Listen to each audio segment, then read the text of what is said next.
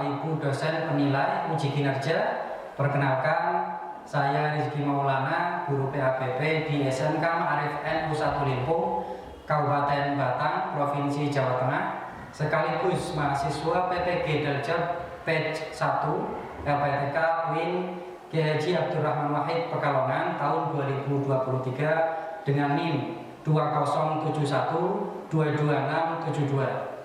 Pada hari ini, Jumat 25 Agustus tahun 2023, saya akan melaksanakan praktek pembelajaran uji kinerja di kelas 12 dengan materi pernikahan menurut syariat Islam. Selamat menyaksikan. Terima kasih. Wassalamualaikum warahmatullahi wabarakatuh.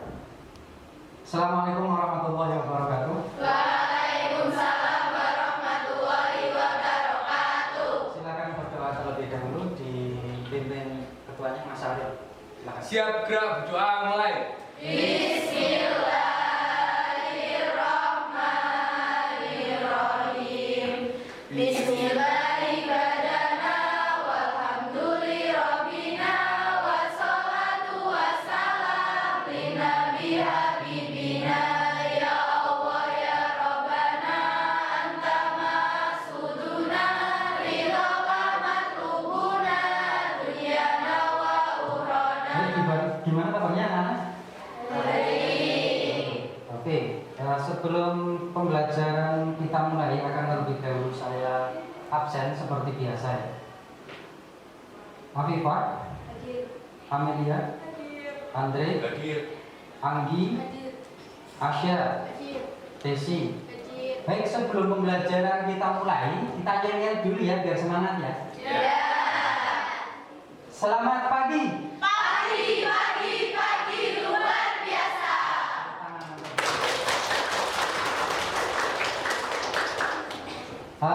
Sebelum saya menyampaikan beberapa hal atau sebelum pembelajaran kita mulai, saya akan menyampaikan dulu bahwa pertemuan kita kali ini kita akan mempelajari tentang pernikahan menurut syariat Islam.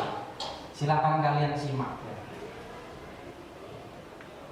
Tujuan pembelajaran kita pada pertemuan kali ini ada dua. Yang pertama adalah memahami ketentuan pernikahan menurut syariat Islam. Kemudian tujuan pembelajaran yang kedua adalah menyajikan paparan tentang ketentuan pelaksanaan pernikahan menurut syariat Islam. Jadi nanti kalian dulu kan sudah pernah saya bentuk ke dalam beberapa kelompok. Pemaparan ini nanti akan dilaksanakan oleh kelompok 4 ya.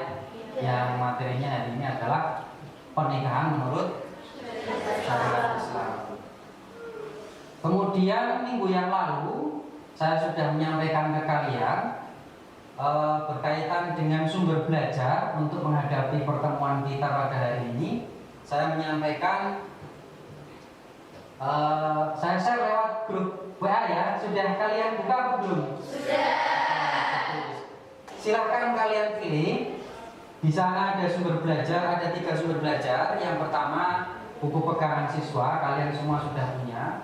Kemudian yang kedua adalah sumber bacaan dari Google Drive. Itu saya sudah share linknya lewat grup WA. Kalian yang suka baca-baca lewat digital bisa kalian klik ya untuk yang link. Kemudian kalian yang suka pembelajaran visual, kalian bisa melihat video pembelajaran saya di YouTube. Ya, kalian yang suka, saya lebih suka pembelajaran visual Pak, lewat video ya, silakan kalian bisa klik yang pilihan ketiga. Terserah kalian mau pilih. Kira-kira definisi pernikahan itu apa? Nikah itu apa menurut kalian? Ada yang menyampaikan ya, Mas? Menurut saya pernikahan itu adalah janji suci atau berjalannya antara laki-laki dan perempuan atau ijab qabul, Pak. Janji suci antara laki-laki dan perempuan. Ya, tepuk tangan untuk Mas. Kira-kira seperti itu ya. Jadi pernikahan itu janji suci atau ijab qabul juga bisa. Itu makna pernikahan secara sederhana, secara simpel maknanya ya intinya di ijab qabulnya itu. Oke, bagus ini Mas. Kemudian kenapa materi pernikahan perlu diberikan kepada anak-anak di tingkat SMK? Kira-kira bagaimana? Siapa yang menjawab? Ya, silakan. Sebelah sana dulu. Menurut saya supaya lebih tahu dan paham ilmunya. Supaya lebih tahu dan paham ilmunya. Bagus. Ada lagi? Ya, lagi. Karena kalau misalkan siswa SMK itu sudah cukup usianya, Ya. nah harapannya siswa SMK itu bisa mendapatkan bekal tentang ilmu pernikahan Ya. sehingga bisa mengetahui hak dan kewajiban apa saja yang dibolehkan dan dilarang ketika mengarungi bahtera rumah tangga. Ya, betul. Terima kasih. Jadi kalian itu dianggap sudah cukup umur. Kalian dianggap sudah cukup umur, cukup usia. Materi-materi PAI kelas di tingkat SD, SMP itu biasanya diulang-ulang. Tapi nggak ada di sana bab tentang pernikahan. Bab pernikahan hanya ada di tingkat SMA atau SMK. Kalian dianggap sudah cukup umur atau siap untuk kemudian mengetahui ilmu-ilmu tentang pernikahan. Gitu ya. Ya, sekarang kelompok 4 silahkan mempersiapkan diri di depan. Kalian nanti presentasi di depan. Silahkan kursinya di bawah, jangan lupa ya. Kursi, makalahnya di bawah kan? Bahwa Ya, di bawah. Makalahnya, buku catatan, ballpoint, jangan lupa di bawah untuk mencatat. Semua siswa nanti mencatat. Ya, silahkan maju Pak. Persiapan.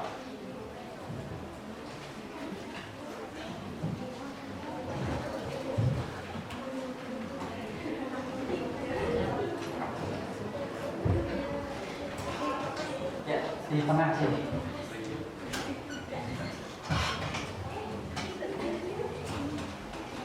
Assalamualaikum warahmatullahi wabarakatuh. Waalaikumsalam warahmatullahi wabarakatuh.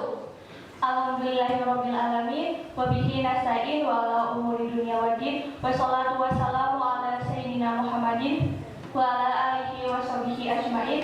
Wa la haula wa la quwata illa billahil aliyyil azim. Amma ba'd. Pertama-tama marilah kita panjatkan puji syukur kehadirat Allah Subhanahu wa taala atas berkat dan rahmatnya sehingga kita bisa berkumpul di tempat ini yang akan membahas mengenai bab pernikahan menurut syariat Islam. Semoga dalam kesempatan kali ini atau majelis ini kita bisa mendapatkan keberkahan dan keridhaan Allah Subhanahu wa taala. Amin amin ya rabbal alamin. Yang kedua, salawat serta salam kita curahkan kepada junjungan Nabi Muhammad SAW. Semoga kita menjadi umat beliau yang mendapatkan syafaat yaumul kiamah nanti. Amin amin ya rabbal alamin. Oke, kepada Bapak Rizky Maulana selaku guru mapel PABP dan teman-teman kelas 12 AKL 2 yang saya banggakan. Oke, kami dari kelompok 4 akan mempresentasikan hasil kerja kelompok kami, itu mengenai pernikahan menurut syariat Islam. Mohon untuk waktu dan tempatnya saya persilakan.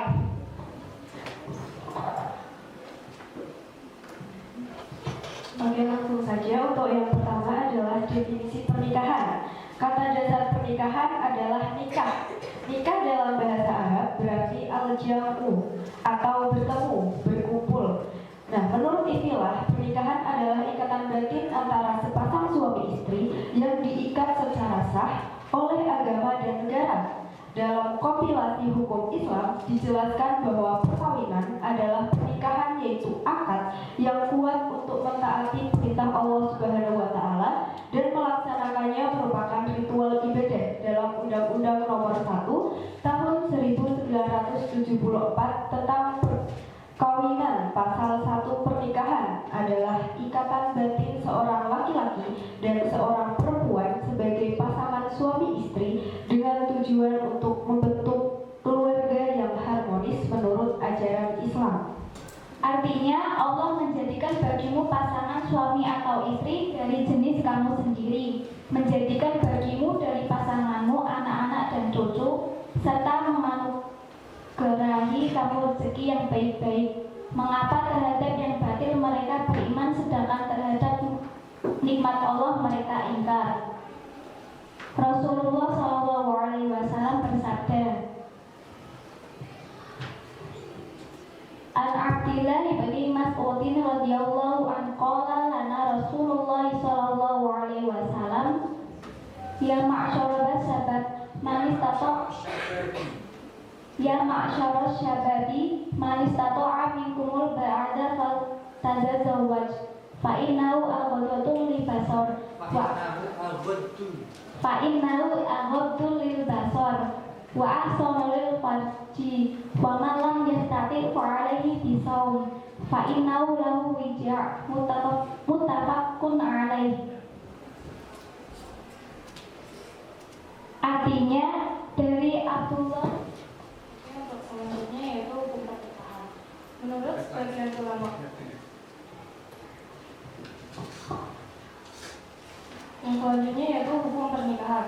Menurut sebagian besar ulama, hukum asal nikah adalah mubah dalam artian boleh dikerjakan dan boleh ditinggalkan. Meskipun demikian, ditinjau dari segi kondisi orang yang akan melakukan pernikahan, hukum nikah dapat berubah menjadi wajib, sunnah, makruh, dan haram. Ya, mic-nya didekatkan lagi ke keras. Ya. Adapun penjelasannya adalah sebagai berikut. Yang pertama, jaiz atau mubah, artinya dibolehkan dan inilah yang menjadi dasar hukum nikah. Yang kedua, wajib, yaitu orang yang telah mampu atau sanggup menikah. Bila tidak menikah, khawatir ia akan terjerumus ke dalam perzinahan.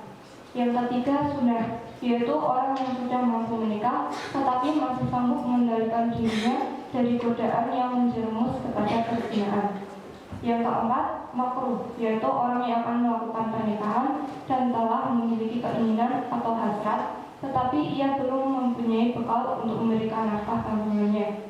Yang kelima, haram, yaitu orang yang akan melakukan pernikahan tetapi ia mempunyai niat yang buruk seperti niat menyiksa perempuan atau niat buruk lainnya.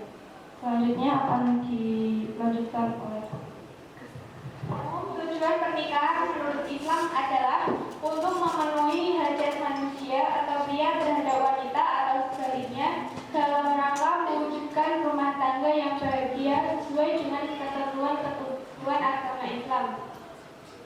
Secara umum, tujuan pernikahan dalam Islam dapat diuraikan sebagai berikut. 1. Untuk memperoleh kebahagiaan dan ketenangan hidup atau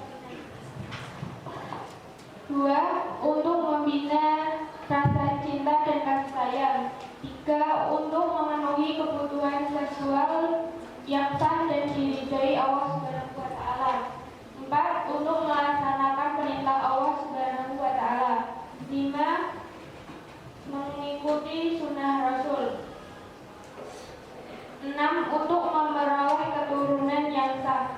Selanjutnya yaitu rukun nikah beserta syaratnya. Yang pertama, rukun pernikahan, harus ada calon suami. Yang kedua, harus ada calon istri. Yang ketiga, harus ada wali. Yang keempat, adanya 2 orang saksi. Yang kelima, adanya ijab dan qabul. Syarat dari pernikahan adalah yang pertama, syarat bagi calon suami yaitu beragama Islam, atas kehendak sendiri, bukan muhrim, tidak sedang ihram haji. Yang kedua, syarat dari calon istri. Yang pertama, beragama Islam, tidak terpaksa, bukan muhrim, tidak bersuami, tidak sedang dalam masa iddah, dan tidak sedang ihram haji atau umrah. Selanjutnya yang keenam yaitu mahram nikah. Menurut bahasa mahram berarti diharamkan, sedangkan menurut istilah dalam ilmu fikih mahram adalah wanita yang haram dinikahi. Mahram terbagi menjadi 2. Yang pertama, mahram mu'abbad atau perempuan yang haram untuk dinikahi selamanya. 1. Perempuan yang mempunyai berhubungan darah seperti ibu kandung, anak kandung perempuan, saudara kandung perempuan, saudara kandung perempuan dari ibu atau bibi, anak perempuan saudara laki-laki atau keponakan, anak perempuan saudara perempuan atau keponakan. Oke, demikian dari presentasi kami. Kami akan membuka sesi tanya jawab. Tolong berdiri dan sebutkan nama. Silakan.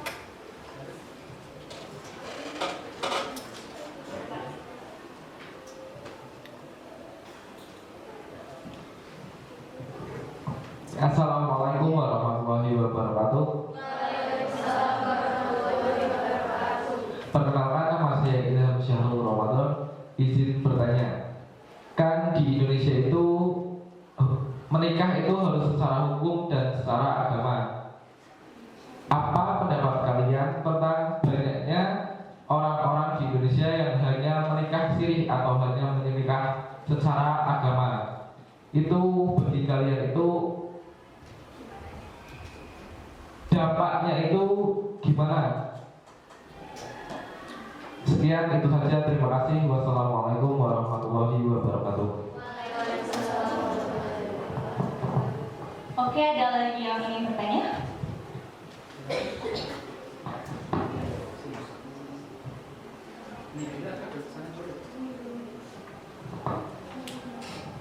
Assalamualaikum warahmatullahi wabarakatuh. Waalaikumsalam warahmatullahi wabarakatuh. Perkenalkan, nama saya Romaza Azza. Sebelumnya saya izin untuk bertanya, bagaimana jika dalam pernikahan hanya buat permainan saja, kemudian terjadi perceraian, apakah itu melanggar hukum dalam Islam?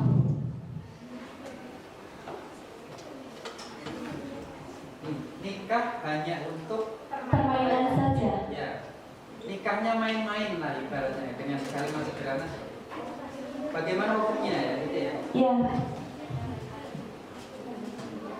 Dicatat, semuanya dicatat. Nanti jawabnya enak kalau kalian mencatat. Kalian tinggal lihat buku kalian, catatan kalian masing-masing. sekian dari saya. Terima kasih. Wassalamualaikum warahmatullahi wabarakatuh. Waalaikumsalam warahmatullahi wabarakatuh. Oke.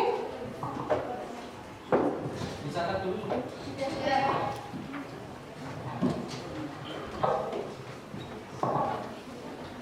Assalamualaikum warahmatullahi wabarakatuh. Waalaikumsalam warahmatullahi wabarakatuh. Perkenalkan, nama saya Afifah Rahmawati. Izin bertanya, apa hukumnya bila sampai akhir hayat memilih untuk tidak menikah? Sekian, terima kasih. Wassalamualaikum warahmatullahi wabarakatuh. Waalaikumsalam warahmatullahi wabarakatuh. Bagaimana hukum ya seseorang, maksudnya seseorang yang tidak menikah, ya seseorang yang tidak menikah sampai akhir hayat, sampai meninggal, bagaimana hukumnya, gitu ya? Gitu ya Mbak ya? Ya. Oke, ada lagi yang ingin bertanya? Dicatat dulu sudah. Semuanya mencatat ya.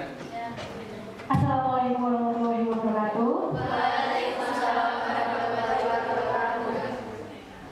Perkenalkan, nama saya Feni Nurfandra. Izin bertanya, mengapa dalam pernikahan ada yang namanya nikah siri? Sekian pertanyaan dari saya, kurang lebihnya mohon maaf.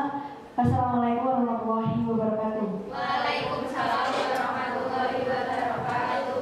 Oke, ada yang lagi bertanya?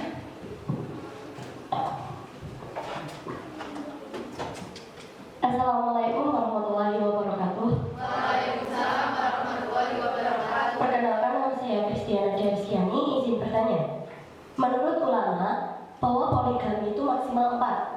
Tetapi jika ada yang beranggapan bahwa lebih dari 4 seperti yang dilakukan Nabi Muhammad SAW, itu bagaimana tanggapannya dan bagaimana hukumnya? Ya, dicatat. Sekian dari saya, terima kasih. Wassalamualaikum warahmatullahi wabarakatuh. Waalaikumsalam warahmatullahi wabarakatuh. Terima kasih yang sudah bertanya. Kami izin untuk berdiskusi terlebih dahulu untuk menjawab pertanyaan-pertanyaan dari kalian.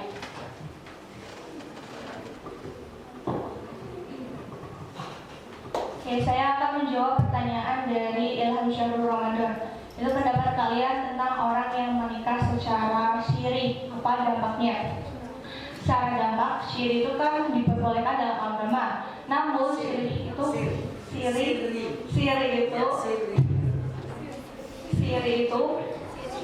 diperbolehkan oleh agama, namun belum tercatat dalam KUA. Jadi dampaknya ketika kita akan membuat akte keluarga, pastinya kan butuh data-data dari orang tua kita nggak akan punya kan. Terus kemudian pastinya dampaknya dari perempuannya juga. Biasanya kalau misalkan kita mau cerai kadang cerai aja gitu tanpa ada hal-hal lain yang kayak akta-akta gitu. Tuh saja dari kami. Gimana? Ya, kira-kira ada tambahan nggak? Ada tambahan? Baik, begini. Siri bukan sirik, bukan, tapi sir. Sir itu maknanya adalah sir itu maknanya rahasia atau diam-diam, atau bisa juga diartikan pelan-pelan. Tapi kaitannya dengan pernikahan ini, sir yang dimaksud adalah pernikahan yang secara agama itu sah, namun belum tercatat secara negara. Jadi hukum negaranya belum tercatat. Nah, ini, hukumnya bagaimana sah? Cuma nanti dampaknya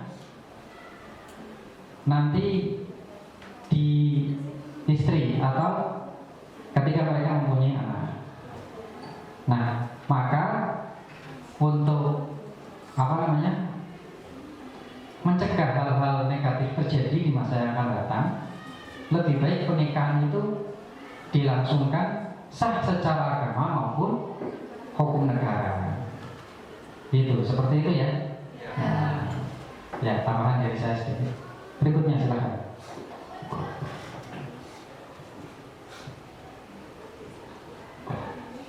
Oke, selanjutnya saya akan menjawab pertanyaan dari Hani, yaitu mengapa dalam pernikahan ada nikah siri. Nah, mengapa ada nikah siri itu karena biasanya dari pihak laki-lakinya itu belum mampu secara finansial jadi belum bisa untuk mengadakan pernikahan, jadi nikah siri dulu, kayak sah dulu gitu. Cukup? Ya, memang biasanya karena karena faktor ekonomi lah ya, boleh dikatakan seperti itu. Karena faktor ekonomi, maka untuk melegalkan hubungan, mereka biasanya orang-orang yang melakukan pernikahan siri itu ya supaya sah dulu lah secara agama, mereka kemudian melaksanakan pernikahan siri itu. Tapi setelah itu biasanya menyusul, mereka kemudian melengkapi data-data supaya tercatat di KUA, kantor urusan. Biasanya salah satu alasannya itu karena faktor ekonomi juga. Karena pernikahan ya sesuai tradisi ya. Kalau di tradisi kita itu pernikahan memang kebiasaannya memang ya sedikit banyak membutuhkan biaya. Nah, orang-orang yang biasanya faktor ekonominya kurang, mereka memilih sir dulu. Oke, saya akan menjawab pertanyaan dari Afifah. Ya, Afifah mana Afifah? Ya. Apa hukumnya sampai akhir hayat memilih tidak menikah? Tidak boleh, karena nikah termasuk sunnah dari Rasul. Sesuai dalilnya, nikah itu termasuk sunnah. An-nikahu sunnati wa malam ya'mal bi sunnati falaisa minni. Nikah itu termasuk sunahku, maka barang siapa tidak melaksanakan sunahku, tidaklah termasuk golonganku. Bagaimana lagi? Gimana Afifah? Cukup jelas? Ada tambahan? Tambahan? Selvin mau menambahkan boleh, keterangannya tadi ditambahkan.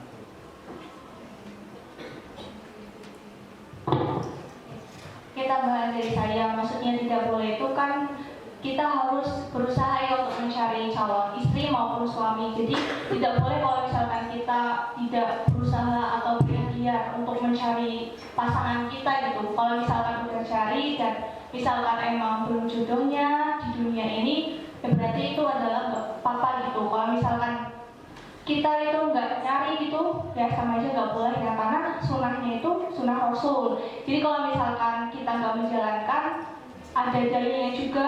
Rasulullah SAW juga menjelaskan bahwa tidak menjalankan sunnahnya maka tidak termasuk golongan Rasulullah SAW. Ya, kurang lebih seperti itu. Jadi kasusnya berbeda jika seseorang dengan sengaja atau tidak, ya. Yang perlu kalian garis bawah ini, sengaja tidak menikah sampai akhir hayat atau tidak sengaja. Dalam artian masih tetap berusaha kemudian sampai meninggal belum menemukan jodoh, ini lain masalahnya. Kalau ada unsur kesengajaan di sana, maka ini yang tidak diperbolehkan. Karena Kanjeng Nabi tadi sudah menyampaikan bahwa nikah itu sunnahku. Yang tidak menjalankan sunnahku maka bukan bagian dari golonganku.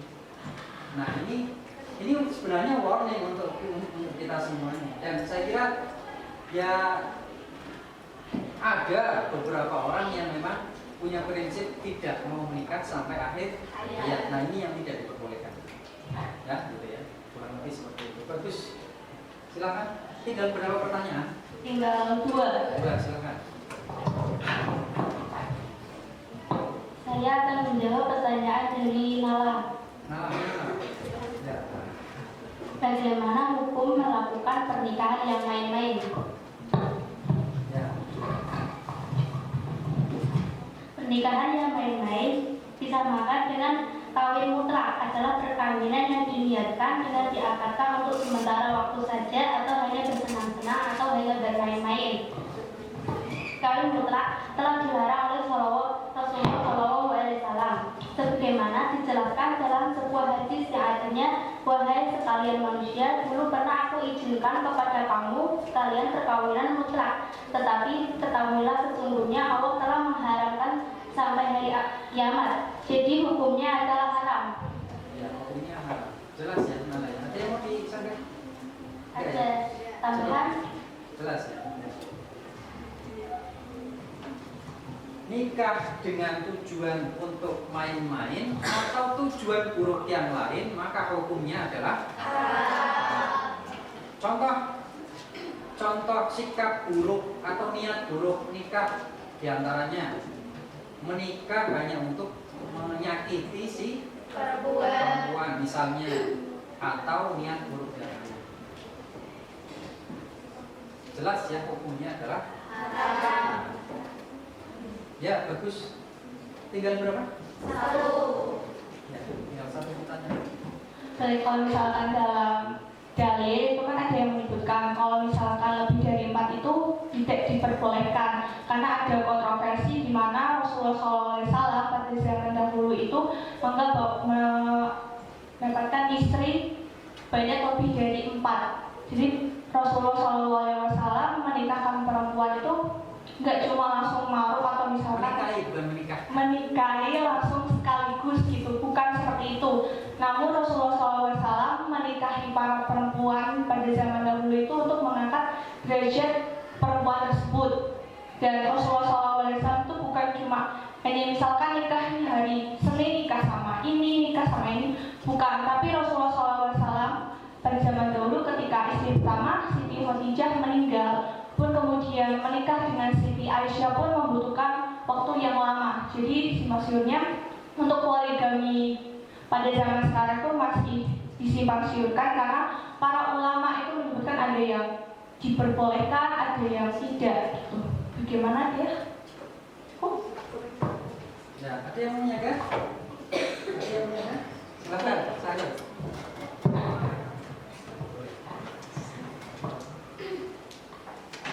Kan kalau kayak ya, tapi ada orang-orang yang kayak ilmunya itu yang belum mengetahui, tapi dengan alasan itu hanya sunnah rasul itu bagaimana, kayak tiba-tiba ininya itu nikahnya itu hari ini, bulan ini itu sama ini, bulan depan nikah lagi dengan alasan ini itu saya menjalankan sunnah rasul gitu, itu bagaimana?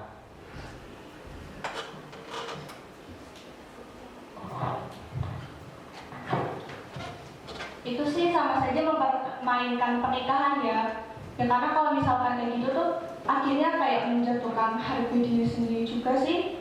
Kayak pernikahan tentang sunnah itu berarti ilmunya itu belum mengetahui pernikahan itu gimana gitu. Apalagi beliau bisa nggak gitu untuk adil para istrinya gitu. Alasan beliau menikah kembali itu apa gitu.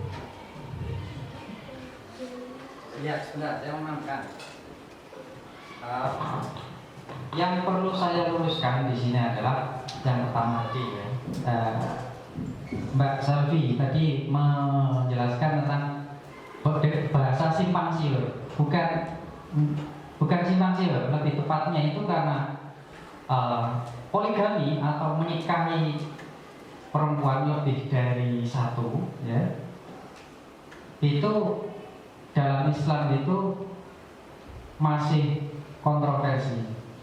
Artinya apa? Bahwa sebagian ulama ada yang membolehkan, ada yang tidak membolehkan. Ya, jadi kaitan dengan poligami itu dipahami dulu bahwa ada pendapat ulama yang membolehkan, ada yang tidak memperbolehkan. Dan kaitan dengan istri 9 itu, ya betul yang disampaikan Mbak Salvi, bahwa Kanjeng Nabi ketika menikahi Siti Aisyah itu Siti Khadijah istri pertama itu sudah meninggal, ya. Dan di dalam Al-Quran pun perintah menikah lebih dari satu, kurang lebih seperti ini. Bismillahirrahmanirrahim. Fankihu ma qabalakum minan nisa'i makna wa thulatha wa ruba'. Fankihu ma qabalakum minan nisa'i. Nikahilah oleh kalian perempuan-perempuan yang kalian sukai, gitu ya. Makna wa thulatha wa ruba'. 2, 3 atau 4. Di dalam Al-Quran keterangannya seperti itu. Berarti artinya maksimal 4. Dan itu pun masih kontroversi. Ada ulama yang memperbolehkan, sebagian ulama yang lain juga melarang. Masing-masing ulama punya alasan masing-masing. Itu ya. Nah, berkaitan dengan Syahrul tadi, jadi nikah itu menikahi lebih dari satu, ya tujuannya dilihat terlebih dahulu. Dan memang biasanya yang mempermasalahkan dari pihak ulama yang tidak memperbolehkan nikah poligami ini karena biasanya pada sikap adilnya si laki-laki. Nah, ini yang biasanya jadi pro dan kontra ya. Nah, maka yang harus kalian pahami adalah itu bukan berarti haram, ya, tapi penjelasan yang lebih tepat adalah bahwa nikah poligami itu ada sebagian ulama yang memperbolehkan dan ada yang tidak. Itu ya poinnya ya. Ya, terima kasih. Silakan saya kembalikan ke moderator ya. Masih ada pertanyaan? Tidak ada. Selesai cukup. Oke teman-teman, terima kasih telah mendengarkan dari presentasi kelompok 4 ini. Semoga ilmu-ilmu yang kami sampaikan bisa bermanfaat untuk kita semuanya. Dan minta maaf karena ada kekurangan atau kesalahan pada saat kita menjawab maupun pada saat kita menjelaskan materi. Sekian dari kelompok kami. Wassalamualaikum warahmatullahi wabarakatuh. Waalaikumsalam warahmatullahi wabarakatuh. Tangan untuk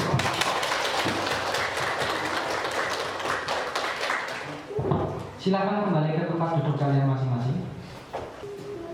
Ya, itu tadi presentasi dari kelompok 4. Sudah bagus ya. Nah, kita tarik kesimpulan dari apa yang sudah kita pelajari hari ini. Nikah itu apa? Ada yang mau menyampaikan? Saya Pak. Ya, silakan Kristi. Nikah itu Menurut saya nikah itu adalah suatu ikatan lahir batin antara seorang laki-laki dan seorang perempuan untuk hidup bersama dalam rumah tangga melalui akad yang dilaksanakan menurut syariat Islam. Ya, Gitu. tepuk tangan. Ya, itu kesimpulannya. Bagus Kristi. Kemudian berikutnya, kenapa harus ada nikah? Kira-kira siapa yang mau menyampaikan? Ada Syarif? Ya silakan Syarif. Karena untuk menjalin hubungan antara laki-laki dan perempuan itu dalam hal kekeluargaan perlu adanya ikatan yang sah, baik agama maupun hukum negara. Terima kasih. Jadi hubungan antara laki-laki dan perempuan itu nggak boleh sakarpe dewi, nggak boleh semaunya sendiri, harus diikat dengan sebuah pernikahan. Kalau semaunya sendiri, artinya kita sebagai umat Islam tidak memegang teguh ajaran Islam. Paham ya? Jadi kenapa ada pernikahan? Ya karena sebuah hubungan antara laki-laki dan perempuan itu harus legal. Supaya legal, supaya resmi, harus ada pernikahan. Ya, kira-kira seperti itu. Bagus ya kesimpulannya. Nah kemudian refleksi. Setelah kita hari ini belajar, kemudian tadi ada kira-kira bagaimana menurut kalian pembelajaran kita hari ini? Ada yang mau menyampaikan? Ya, silakan. Kalau dari saya secara pribadi menyukai model pembelajaran ini karena pembelajaran ini lebih seru dan menarik. Selain itu kami juga bisa menanyakan hal-hal yang terjadi di kehidupan nyata untuk menemukan jawabannya sesuai dengan syariat Islam. Begitu Pak, kalau dari saya. Ya, terima kasih tepuk tangan. Kalau dibandingkan dengan pembelajaran ceramah, lebih asik yang mana? Seperti ini. Sekarang ya? Baik, berarti ke depan bisa kita lanjutkan model pembelajarannya seperti ini. Ada tambahan lain? Ya, silakan.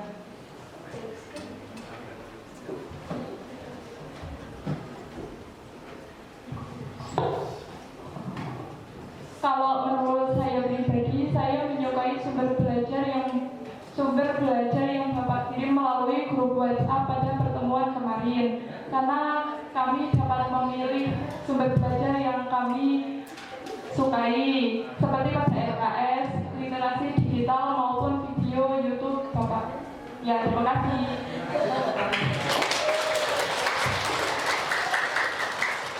Iya, itu pembelajaran diferensiasi ya.